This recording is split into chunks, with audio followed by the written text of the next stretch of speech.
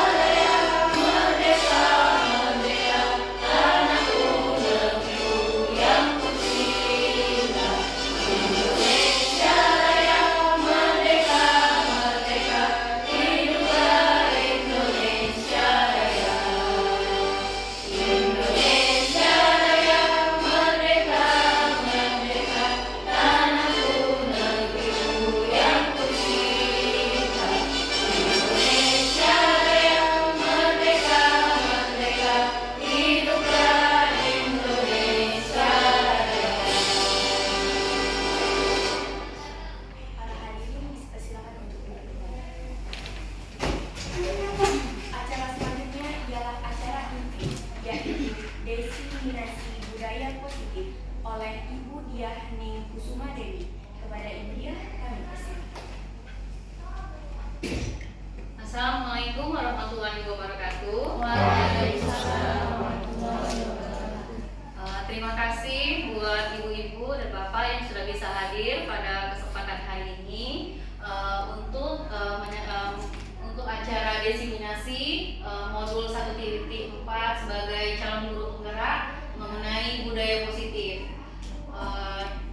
Apa kabar semuanya? Alhamdulillah sehat, bahagia. Terima kasih. Ya, terima kasih atas kehadirannya ya ibu-ibu dan bapak. Pada kesempatan pagi ini saya akan menjelaskan sedikit apa itu yang dimaksud dengan budaya positif, terutama di lingkungan sekolah kita.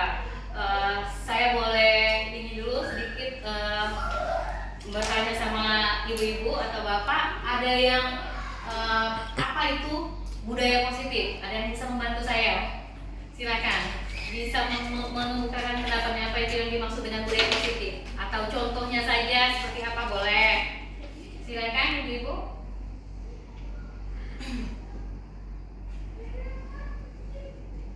Boleh langsung Kak? Tidak apa-apa. Oke, nanti saya jelaskan ya sambil berjalan ya Bapak Ibu ya.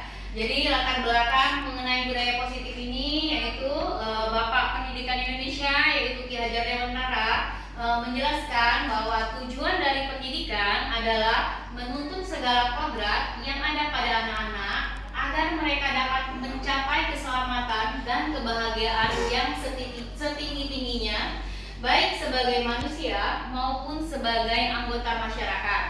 Salah satunya dengan menciptakan budaya positif.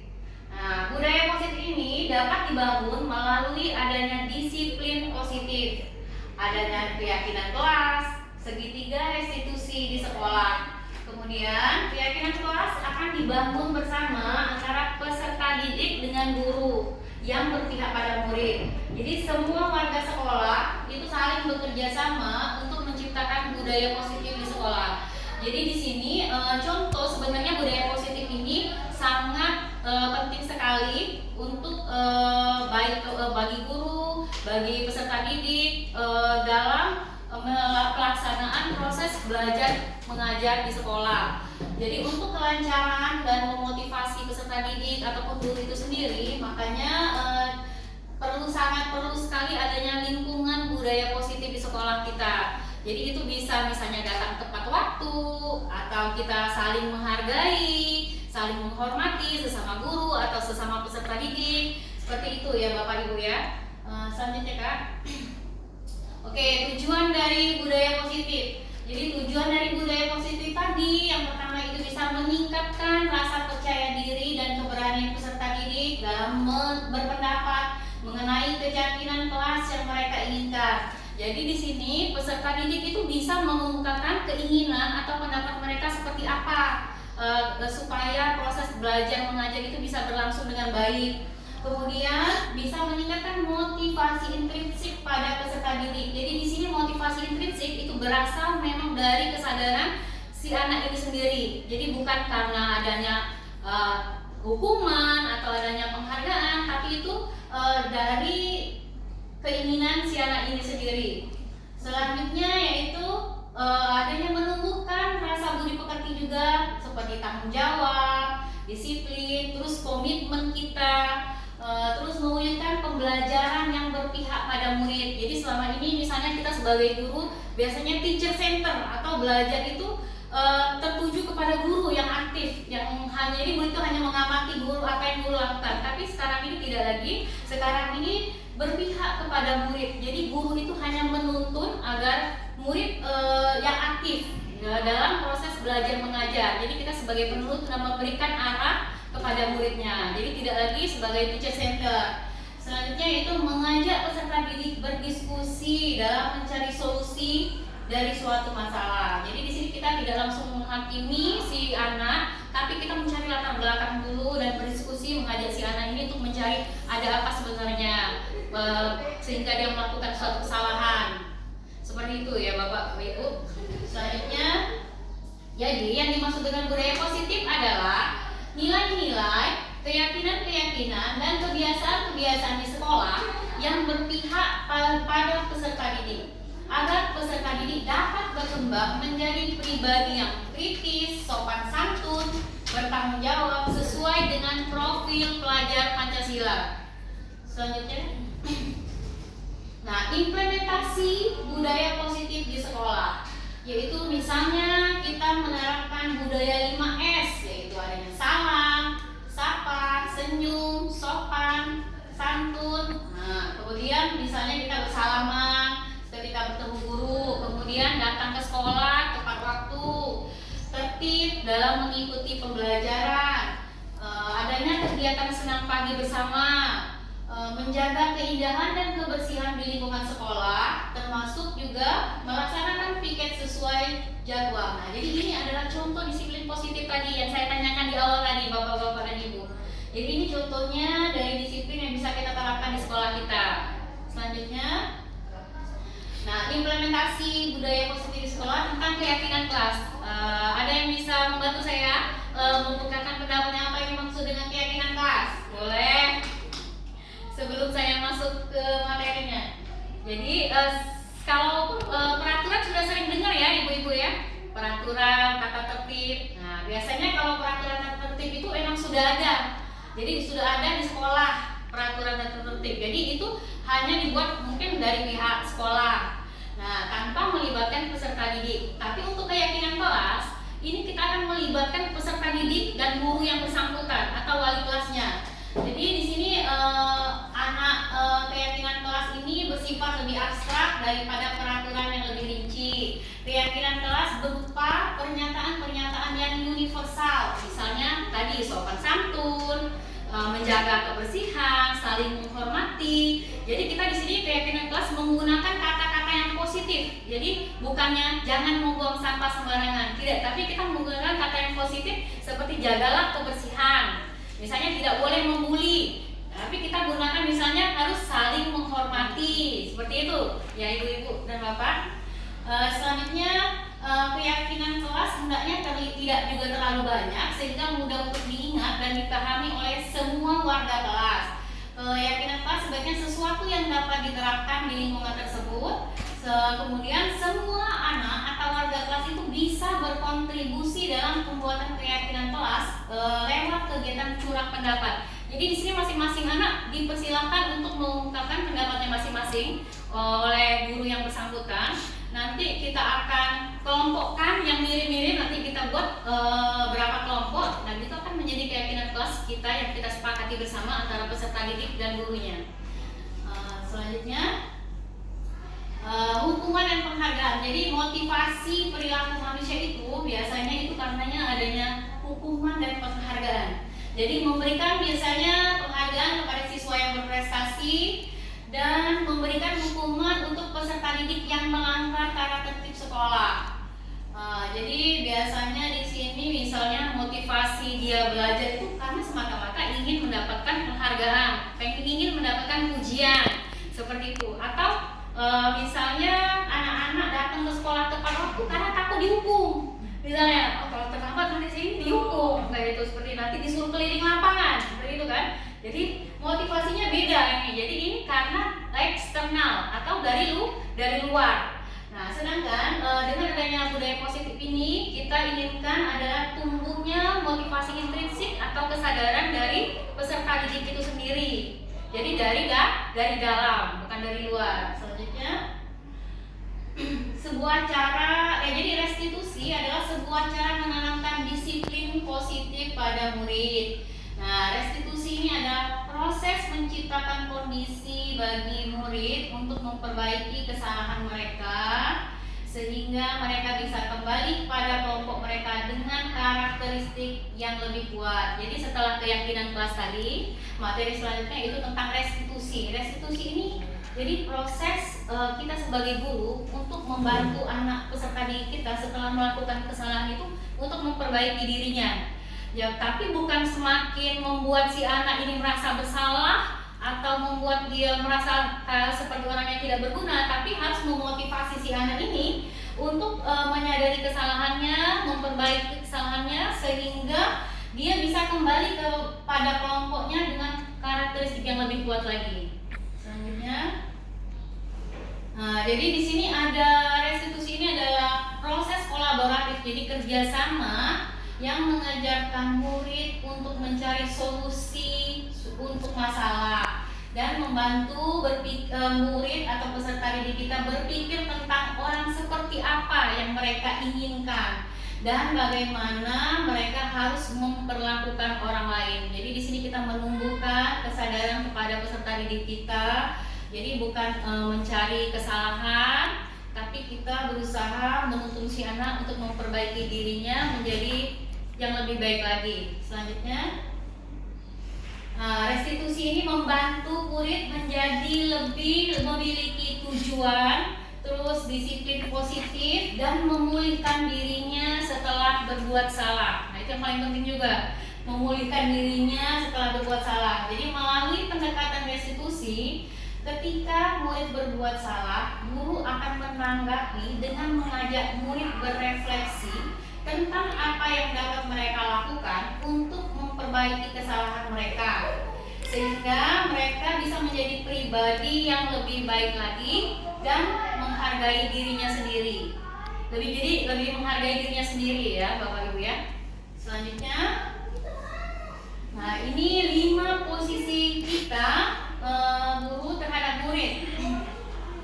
Yang pertama itu sebagai penghukum, yang kedua itu pembuat rasa bersalah, yang ketiga itu sebagai teman, yang keempat itu sebagai pemantau, dan yang kelima itu sebagai manajer.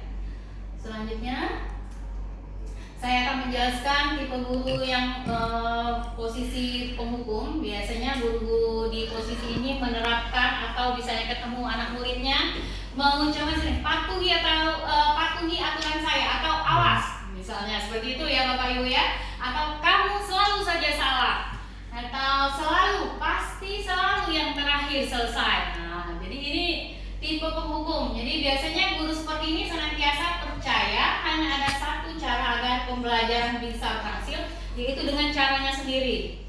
Oke, selanjutnya yaitu pembuat rasa bersalah. Nah, biasanya guru-guru yang membuat rasa bersalah ini biasanya sering mengucapkan seperti ini: ibu sangat kecewa sekali dengan kamu. Kemudian berapa kali ibu harus memberitahumu ya? Atau bagaimana perasaan orang tuamu jika mengetahui kamu berbuat seperti ini? Nah, jadi di posisi ini peserta didik akan memiliki penilaian yang lebih jelek lagi tentang dirinya kan. Jadi kayak rasa bersalah sehingga dia merasa dirinya itu buruk, dan mereka juga akan merasa menjadi tidak berharga karena sudah mengecewakan orang-orang yang mereka sayangi. Jadi efeknya seperti itu ya Bapak Ibu ya untuk yang pembuat rasa bersalah. Selanjutnya ini yang ketiga yaitu sebagai teman. Jadi guru-guru yang menerapkan posisi sebagai teman ini biasanya akan mengucapkan, ayo bantulah demi Bapak ya, gitu. Atau ya sudah sekali ini tidak apa-apa, nanti ibu bantu membereskannya. Atau ayo coba ingat sudah berapa kali ibu bantu. Nah, seperti itu. Jadi dia lebih ke teman ya. Nah, tapi jadi sebenarnya bagus. Jadi peserta didik itu merasa senang dan akrab dengan guru ini tadi. Ini termasuk dampak positifnya, tetapi ada juga dampak negatifnya. Peserta didik ini akan menjadi bergantung kepada si guru tersebut. Jadi mengandalkan guru tersebut. Kalau ada apa, dia lebih mengandalkan guru ini akibatnya. Oke, selanjutnya yaitu tipe pemantau. Nah, kalau tipe pemantau ini misalnya dia akan mengatakan seperti ini kepada peserta didiknya. Peraturannya bisa telat datang kan? Peraturannya apa? Nah, terus apa yang telah kamu lakukan? Kemudian konsekuensinya apa dari perbuatanmu? Nah, jadi kalau tipe pemantau dia berhubungan dengan peraturan, terus konsekuensinya apa? Nah, jadi di sini peserta didik memahami konsekuensi yang akan dijalankan karena telah melanggar salah satu peraturan sekolah. Seperti itu ya, Bapak Ibu. Selanjutnya itu tipe manajer. Jadi kalau manajer akan melakukan biasanya pertanyaan seperti ini: apa rencana kamu untuk memperbaiki hal ini? Jadi kita lebih ke depannya ya, seperti itu. Jadi apa rencana kamu untuk memperbaiki hal ini? Kemudian jika kamu meyakininya, apakah kamu bersedia memperbaikinya? Atau apa alasanmu melakukannya? Jadi dia tidak semata-mata langsung menyalahkan, tapi kalau manajer ini akan mencari latar belakang, kemudian dia akan menanyakan apa rencana si anak ini untuk memperbaiki perbuatan yang telah dilakukannya. Jadi ada diskusi antara guru dan peserta didik yang melakukan kesalahan lagi, tapi di sini bukan untuk membuat si anak menjadi merasa bersalah atau merasa dirinya lebih buruk, tetapi kita akan memperbaiki kesalahan yang dilakukan untuk kedepannya lebih baik lagi. Selanjutnya, nah biasanya kesalahan yang dilakukan oleh si anak atau peserta didik ini biasanya ada 5 dasar kebutuhan manusia yang tidak terpenuhi. Jadi ada latar belakang penyebabnya. Jadi biasanya itu yang pertama adanya kebutuhan dia untuk bertahan hidup. Yang kedua adanya kebutuhan kasih sayang dan ingin diterima. Yang ketiga yaitu penguasaan, artinya pengakuan atas kemampuannya. Yang keempat yaitu kebebasan, yaitu kebutuhan akan pilihan. Dan yang kelima adalah kesenangan atau kebutuhan untuk merasa senang. Jadi ini saya akan memberikan contohnya.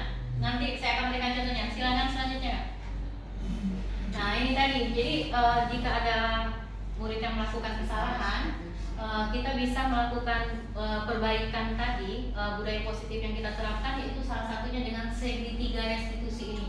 Jadi segitiga restitusi ini adalah proses penciptaan kondisi bagi siswa di sekolah untuk memperbaiki kesalahan mereka sehingga dapat kembali pada kelompok mereka dengan karakter yang lebih kuat.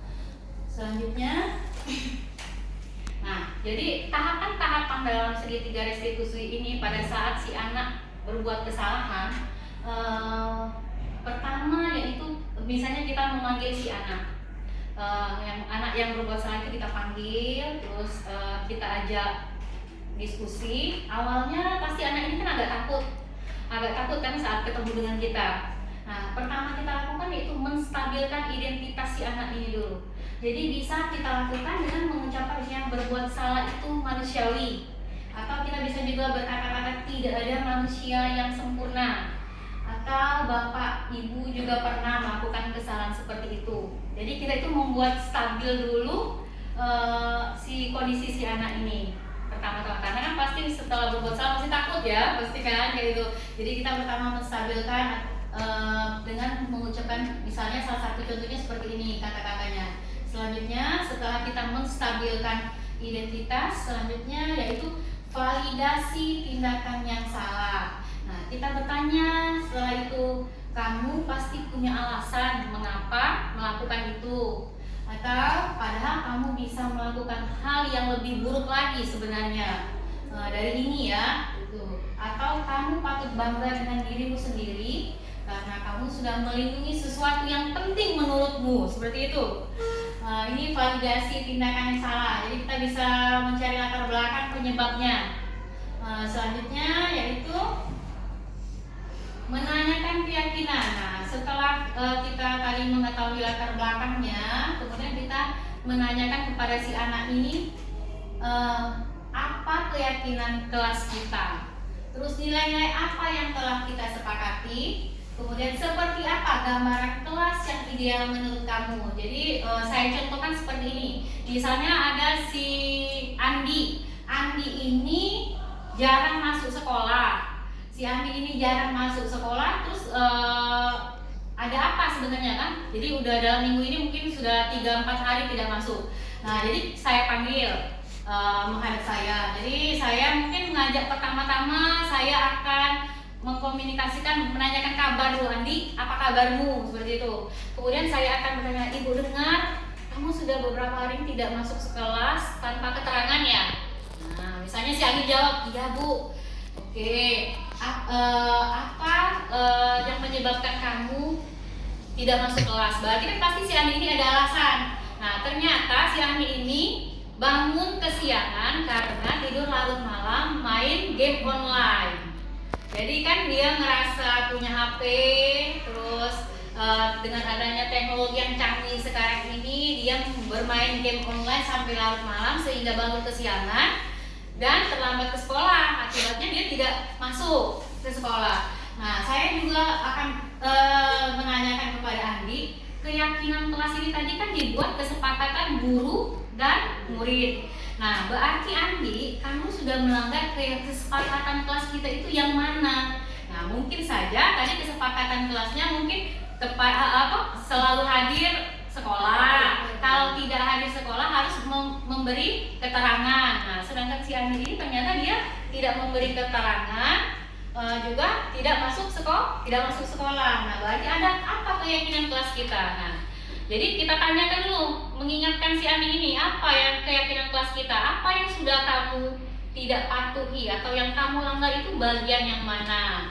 Nah, kemudian seperti apa, kamu pengennya seperti apa, seperti itu kan. Ternyata dia bilang alasannya tadi, karena kan teknologi sekarang saya bisa main game online sampai larut malam. Nah, nanti saya akan menanyakan, oh karena kamu senang ya berarti melakukan, iya senang main game online, karena kan saya berarti menggunakan teknologi.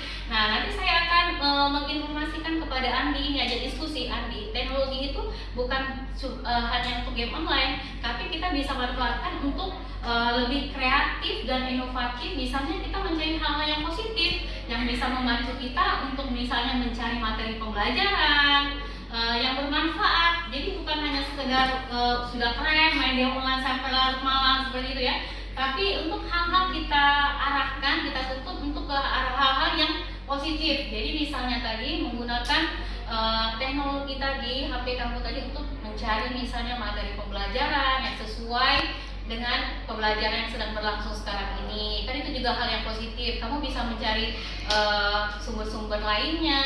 Kamu bisa menggunakan Canva untuk presentasi, kelompok kamu diskusi. Bisa jadi kita bisa alihkan perkembangan teknologi tadi bukan hanya game online, tapi untuk hal-hal yang bermanfaat yang akan membantu si Andi untuk lebih berkembang lagi kualitas dirinya, seperti itu ya bapak-bapak, ibu-ibu. Nah selanjutnya saya akan bertanyakan kepada Andi, apa yang kamu lakukan untuk memperbaiki kesalahan yang sudah kamu perbuat. Jadi saya kembalikan lagi kepada Andi, apa berarti nanti si Andi misalnya saya akan meminta maaf Bu karena saya tidak hadir tanpa keterangan. Nah jadi kita menumbuhkan terus bagaimana kamu datang ke sekolah supaya tidak terlambat lagi. Nah nanti saya akan bertanya kepada Andi, apa yang usaha kamu untuk memperbaiki dirimu supaya tidak terlambat lagi ke sekolah. Ya itu tadi misalnya saya tidak akan bermain game online lagi sampai larut malam, dan saya akan mengalihkan permainan game online menjadi hal-hal yang positif, menggunakan teknologi di HP saya untuk hal yang positif, misalnya tadi menggunakan Canva untuk presentasi, untuk kerja kelompok, seperti itu. Jadi malahan si anak ini bisa kita tumbuhkan motivasi intrinsiknya, kesadaran dari dirinya untuk berubah menjadi lebih baik lagi. Ya bapak-bapak, ibu-ibu. Oke, terima kasih sebelumnya. Oke, kalau demikian penjelasan dari saya mengenai budaya positif. Silakan kalau ada bapak-bapak dan ibu yang ingin bertanya, kita diskusi, silakan. Oke, mau bertanya? Iya, silakan Bu. Kita. Assalamualaikum warahmatullahi wabarakatuh. Waalaikumsalam warahmatullahi wabarakatuh. Setelah menyimak paparan Bu Dania, kita menunjukkan ada pertanyaan sedikit Bu yang mengganjal, apa peran guru dalam menciptakan budaya positif di sekolah? Oke, jadi Ibu Wastita bertanya, apa peran guru dalam menciptakan budaya positif di sekolah? Ada yang ingin membantu saya? Silakan, Bapak Ibu. Oke, saya coba jawab dulu ya Ibu Tita ya. Jadi peran guru di sini sangat besar sekali.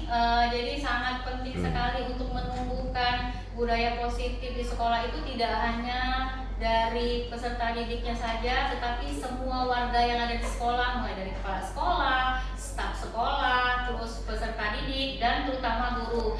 Karena yang setiap hari berhubungan langsung dengan peserta didik itu kan guru. Jadi ada ikatan yang erat sekali antara guru dan peserta didik. Jadi dengan adanya kerjasama yang baik, kesepakatan yang baik, atau membuat keyakinan yang baik antara peserta didik dengan guru, itu jadi diskusi supaya proses pembelajaran bisa berlangsung dengan baik di kelas. Jadi sebelum kita memulai pelajaran itu, sebaiknya di awal-awal semester atau di awal mulai tahun baru pembelajaran, kita mengadakan keyakinan kelas. Jadi kesepakatan yang kita buat antara peserta didik dan guru. Jadi pengennya anak-anak seperti apa, gurunya juga bisa mengungkapkan pendapat seperti apa. Nanti kita satukan, kita buat jadi keyakinan kelas. Yang itu harus dipatuhi oleh peserta didik dan guru itu sendiri juga. Jadi sama-sama kita komitmen untuk melaksanakannya. Jadi di sini kita sama-sama belajar untuk mandiri, terus juga ada rasa tanggung jawab. Nah, jadi dengan adanya peran guru ini jadi sangat penting sekali untuk bisa terlaksananya budaya positif di sekolah. Jadi sangat penting sekali ya Ibu. Makasih Bu. Oke, terima kasih Bu atas Ya, jawabannya. silakan jika ada teman-teman yang ingin bertanya lagi. Ibu Eva atau Ibu Mi? Ayo yang ingin bertanya silakan Bapak-bapak dan Ibu. Ada tolong boleh disetel video yang 5 posisi guru tadi, boleh kita contohkan seperti ini. Nah, posisi kontrol misalnya pada ada kasus terlambat nih, kita lihat ya Bapak Ibu ya. Berarti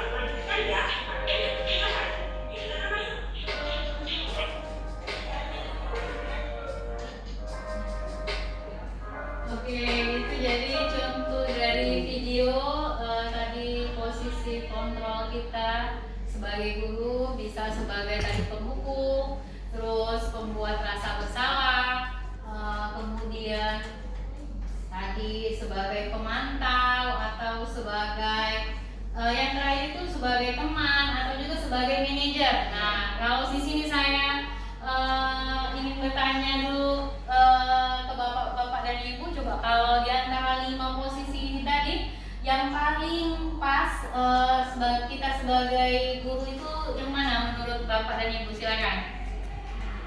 Empat atau lima tadi yang katanya tidak boleh istirahat untuk melakukan pelajaran. Oh, itu pemantau. Pemantau itu berarti dia konsekuensi ya Bunda ya Ibu ya, lebih ke konsekuensi ya. Ini pilihan-pilihan yang bisa kita sebagai guru. Tapi jadi di situ kita kalau pemantau tadi tanpa tahu alasannya Ibu. Jadi kita kamu langsung konsekuensi tanpa tahu latar belakang kenapa si anak ini terlambat kan. Nah, itu di manajer. Kalau di posisi manajer kita akan menggali kenapa penyebab anak ini terlambat. Jadi di posisi yang terbaik itu kita sebagai manajer. Nah, misalnya untuk seketika itu dalam posisi belajar. Dalam posisi belajar kan kita nanti kalau kita mau nanya anak ini dulu apa alasan, ini kan memakan waktu. Ya. Sementara dia silakan ikut belajar dulu, mungkin di akhir pelajaran baru kita Betul Ibu. Iya benar Ibu. Jadi untuk tidak mengganggu proses belajar mengajar, nanti setelah pembelajaran akan kita tanyai. Betul Ibu. Terima kasih Ibu atas masukannya. Silakan jika ada teman-teman lain yang ingin bertanya.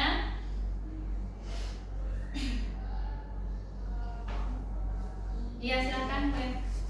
Assalamualaikum warahmatullahi wabarakatuh. Waalaikumsalam warahmatullahi wabarakatuh. Di sini saya mau bertanya, Bunda Lia, di 5 posisi kontrol guru ini kan ada 5.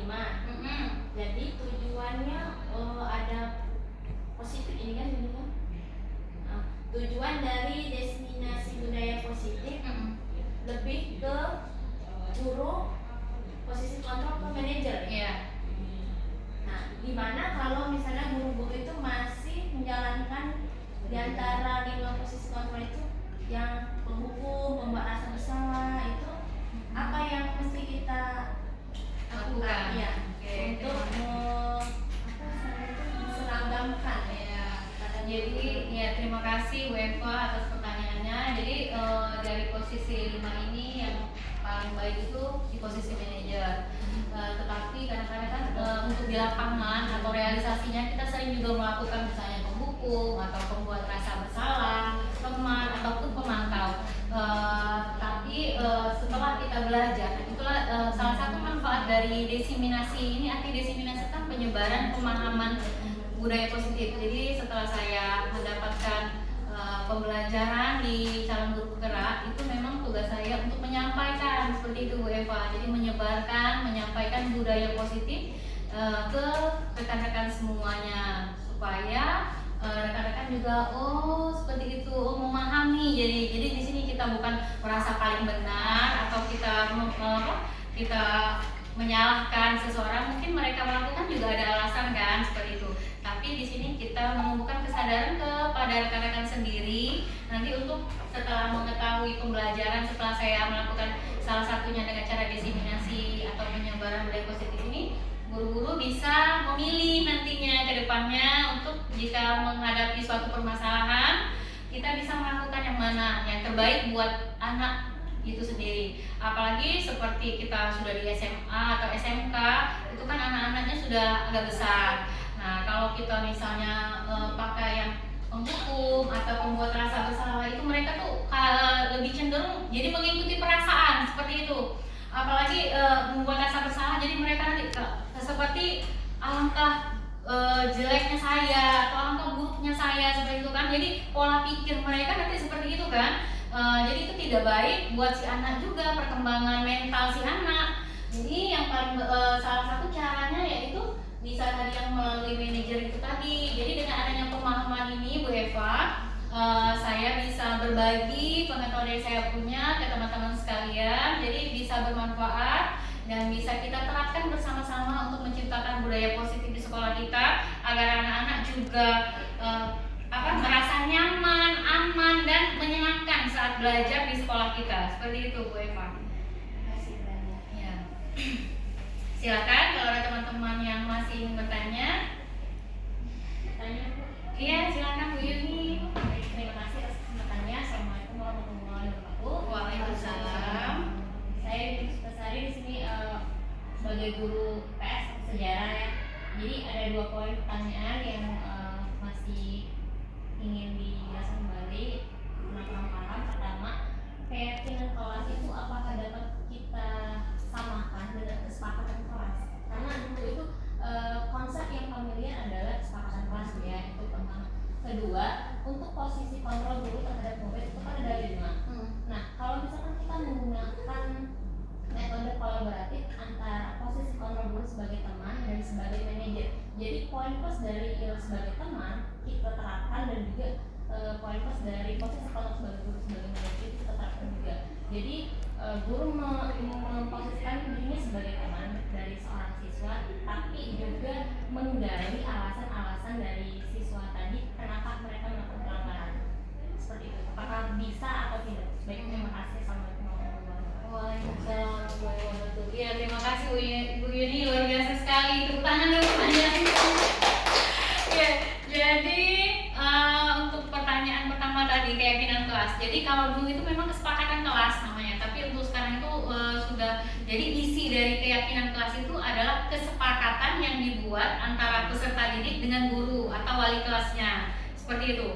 Jadi memang hasil pendapat, jadi semua murid di sini dipersilakan satu-satu itu boleh mengungkapkan pendapatnya. Nah, nanti Bu Yuni kita setelah mereka menulis, jadi masalah kita tempelkan, misalnya pakai yang kertas kecil-kecil itu, boleh nanti kita tempel. Nanti kita satukan yang mirip, misalnya ada yang kebersihan, nanti kita kelompokkan kebersihan.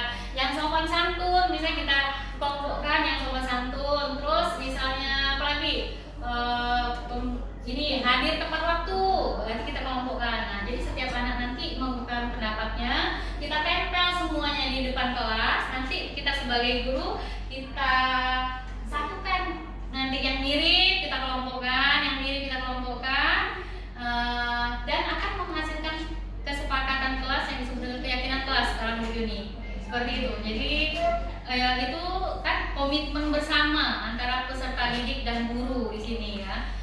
Jadi dengan adanya kita minta juga pendapat dari murid sendiri, mudah-mudahan itu menimbulkan motivasi dari diri mereka untuk menjalankan sesuai komitmen kita tadi itu. Jadi sesuai keyakinan yang kita buat bersama. Jadi mereka ditumbuhkan rasa mandiri dan rasa tanggung jawabnya juga untuk konsekuen dan konsisten melaksanakan. Ini itu yang pertanyaan pertama. Yang kedua, benar sekali. Jadi untuk sebenarnya bisa juga kolaborasi, benar Bu Yuni. Jadi untuk terutama yang tadi sudah yang SMA atau SMK kan sudah agak besar. Kita nggak bisa langsung tiba-tiba ngomong seperti itu. Jadi bisa kita tuh sebagai teman untuk menggalinya kayak itu, tapi tetap punya batasan kita sebagai manajer. Nah, ya kan kalau misalnya diterapkan untuk SD mungkin agak sulit kan, seperti itu. Kita juga disesuaikan dengan kondisi di mana kita berada, seperti itu Ibu. Dan benar sekali untuk anak-anak yang agak yang agak besar itu seperti SMA atau SMK, kita bisa lebih ke teman. Jadi pendekatannya sebagai teman, tapi kita untuk menggali informasinya tadi tetap menggunakan posisi kita sebagai manajer. Jadi tetap ada batasan walaupun berteman, seperti itu Bu. Jadi kita juga ingin anak ini mandiri, tidak kalau yang teman tadi kan nanti dia bergantung sama si guru ini kan. Kita ingin mereka bertanggung jawab dan punya rasa mandiri, percaya dirinya sendiri, seperti itu ya Bu ya. Oke, terima kasih Bu Yuni. Terima kasih Bu. Oke. Silakan ibu-ibu atau bapak yang ingin bertanya lagi. Sudah selesai sesi tanya jawabnya ya. Oke, semoga desiminasi budaya positif yang saya presentasikan pada pagi ini bermanfaat buat kita semua. Dan bisa kita terapkan baik di dalam kelas ataupun di sekolah kita, sehingga sekolah kita bisa meningkat kualitas pendidikannya. Saya minta maaf jika ada kata yang salah dan mohon ampun kepada Allah. Saya akhiri dengan Wassalamualaikum warahmatullahi wabarakatuh.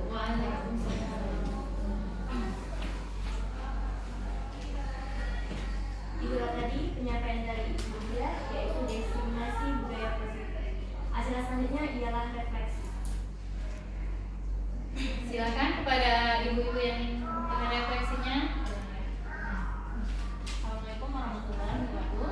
Waalaikumsalam. Ya, jadi dengan adanya diseminasi budaya positif ini sebenarnya akan menambah pengetahuan dan wawasan kita dan juga mengingatkan kita kembali kepada nilai-nilai yang mencakup sebagai budaya positif ya, dan juga dapat kita terapkan kembali ke kelas pada siswa-siswi kita, pada murid kita, sehingga dapat menimbulkan nilai-nilai kebajikan pada murid kita. Terima kasih kepada Ibu Dia atas presentasinya yang luar biasa. Masya Allah. Semoga semangat selalu dan sukses selalu, serta dapat menyebarkan kebajikan-kebajikan lainnya kepada orang-orang yang lebih luas lagi. Assalamualaikum warahmatullahi wabarakatuh. Ada lagi, silakan ibu-ibu yang ingin refleksi. Assalamualaikum warahmatullahi wabarakatuh. Waalaikumsalam. Setelah kami mengikuti destinasi budaya positif, itu senang sekali, apalagi tentang penjelasan segitiga restitusi, di mana di dalam situ bisa menyelesaikan masalah-masalah yang dihadapi oleh anak-anak di kelas, sehingga murid yang mempunyai masalah bisa lebih mandiri dan bertanggung jawab untuk menyelesaikan masalah mereka. Jadi di situ penjelasan tentang budaya positif tambah tentang segitiga restitusi, kami lebih terbuka wawasan kami secara pribadinya kepada Bunda Dia yang telah menjelaskan. Sekali lagi terima kasih Bunda Dia, semoga bisa bermanfaat bagi semua. Amin. Acara selanjutnya ialah pembacaan doa. Assalamualaikum warahmatullahi wabarakatuh. Bunda Tirta.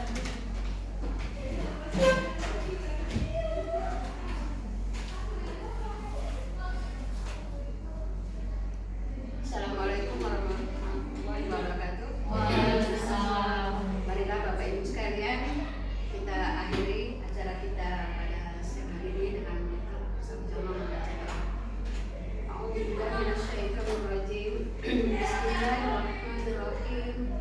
Alhamdulillahirabbil alamin wa bihi nasta'inu 'ala umurid dunya waddin. Wassalatu wassalamu ala asyrofil anbiya'i wal mursalin wa ala alihi wa sahbihi ajma'in. Allahumma inna nas'aluka salamatan fid din wa afiyatan fil jasad wa ziyadatan fil ilmi wa barakatan fil rizqi wa tawbatan qabla al-maut wa rahmatan indal maut wa maghfiratan ba'da al-maut.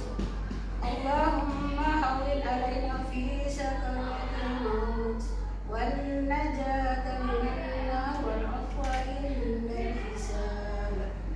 Rabbana la tuzigh qulubana ba'da idh hadaytana wa hab lana min ladunka rahmah innaka antal wahhab.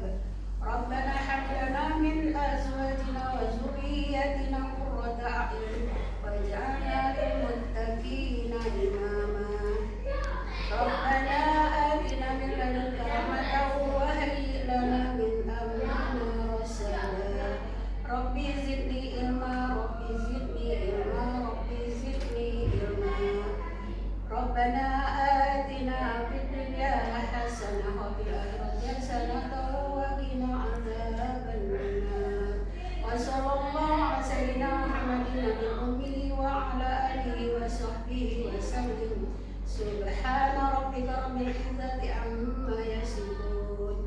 Wassalamu ala mursalin. Walhamdulillahi rabbil alamin. Assalamualaikum warahmatullahi wabarakatuh.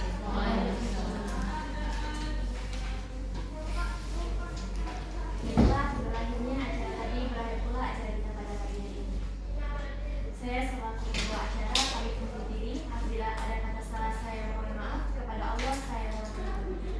Wabillahi taufiq wal hidayah. Wassalamualaikum warahmatullahi wabarakatuh. Waalaikumsalam.